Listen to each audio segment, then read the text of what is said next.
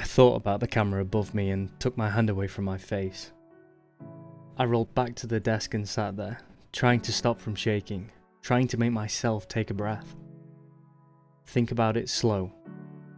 The first thing was, should I hit a button? The red button was for an emergency. If she was a prisoner or something and she was trying to escape, they might think that was an emergency, but no one had been hurt that I knew of. And I think Mr. Solomon meant save that for something that was like a police or ambulance emergency, not something like this. But what about the green button? This was definitely something noteworthy. Not only that she was asking for help, but that she was asking me for help. I made myself stop for a moment. I couldn't know for sure she was asking me. I had gone to school with several boys named Thomas. It was a common name. But the chances of her painting that name when I was working here? I didn't want to be silly, but I wasn't trying to be too... what's that word? Mum used to say it when she read her angel books.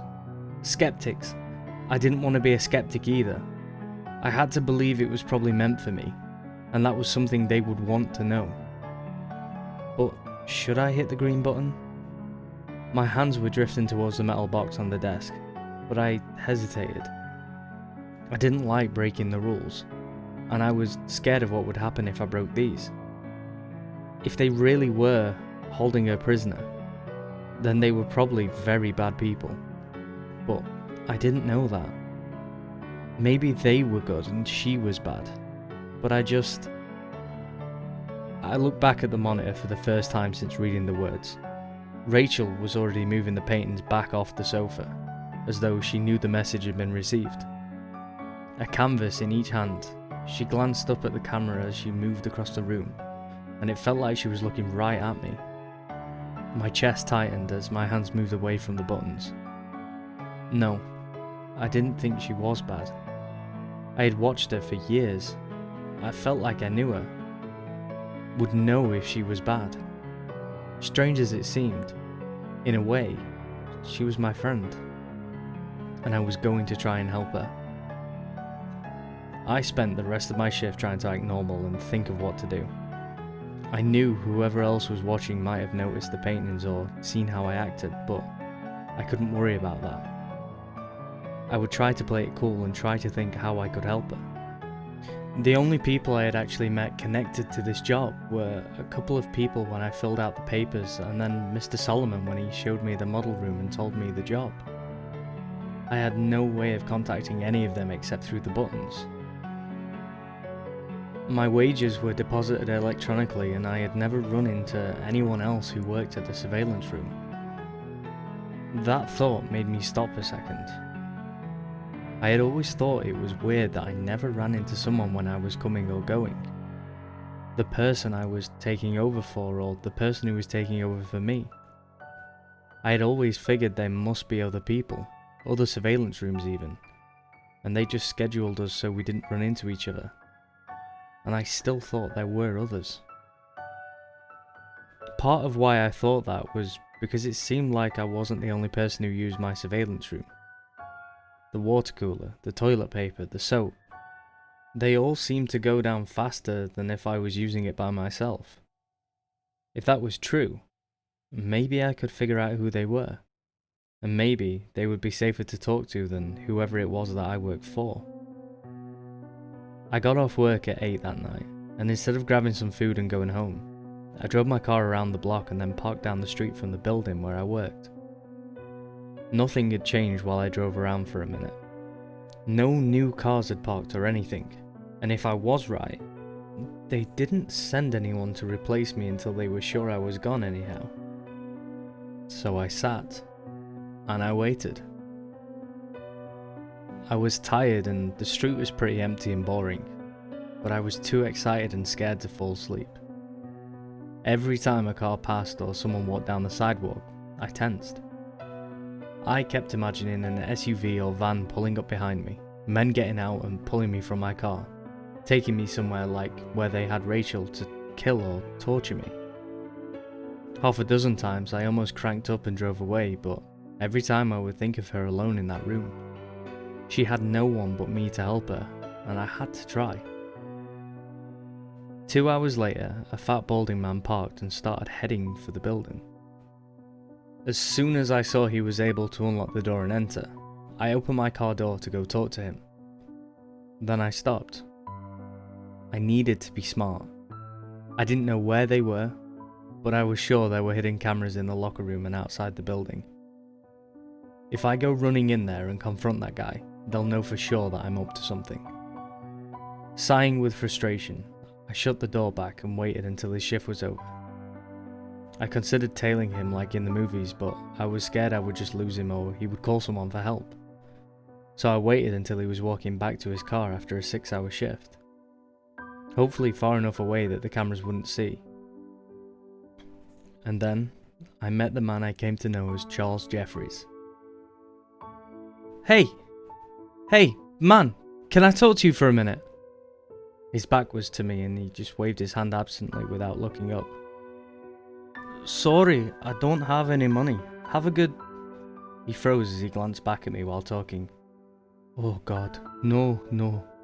You need to get out of here, kid. We aren't allowed to talk. I could tell he was scared, but I couldn't risk letting him go yet. Not after all this. I stepped up and pushed the door back shut as he was trying to get into his car. So, you know who I am. I tried not to sound mean, but I could hear how mad I was in my voice. He yanked at the door again, but I was still holding it, and I was stronger than he was. After a second weaker tug, he turned around, his face strained and tired looking. Yeah, I know who you are. You work here just like me, and I'm telling you, we aren't supposed to be talking. We aren't supposed to meet, ever. I frowned. Mr. Solomon never told me that. He never said it was one of the rules. The man shook his head. Mr. Solomon? Yeah. Well, there are plenty of rules they don't tell you. I bet they didn't tell you what you were going to be watching before you started, did they? When I just lowered my eyes, he went on. Yeah, me either. I've been at this job for 10 years. I've seen other people come and go, usually because they broke one of the rules they never mentioned. The only reason I'm still here is because I keep my head down and my mouth shut. He wagged a finger at me. You should do the same, if it's not already too late. I felt my stomach curling into a cold knot. Too late? The man rubbed his face. Kid, do you think they don't know we're talking? Do you think anything happens that they don't know about? He looked back toward the building, a look of sadness and fear in his eyes. Hell, for all I know, you've already killed us both. Shaking his head, he pushed me back and started opening the door. Either way, I'm done risking it. You need to stop asking questions and just do your job. It's a lot healthier. With that, he got into his car and shut the door.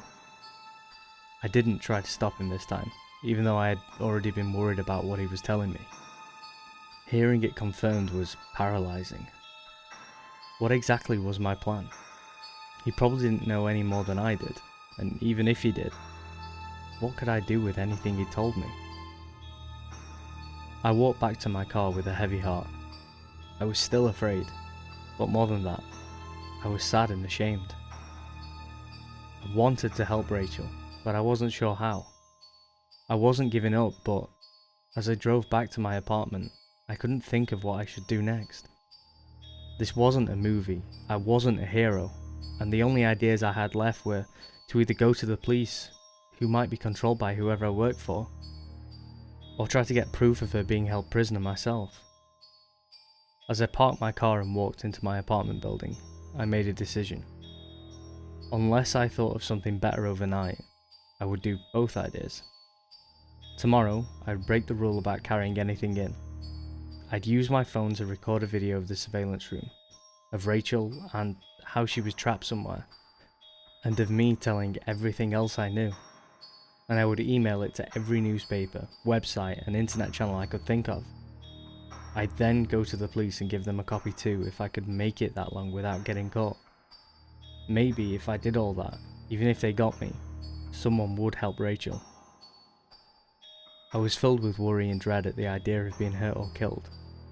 A part of me kept saying I should just do as I was told and hope that it all went away. But I couldn't live with myself if I did that. Even if I messed up, I felt like I had to try. I was so preoccupied that I didn't hear the person coming up behind me as I unlocked my apartment door. Thomas? I turned around and felt my legs weaken as I stumbled back against my door. I had to be dreaming or crazy. I grabbed the doorknob for support as I looked at the woman in front of me. It couldn't be her, but somehow, it was. Rachel?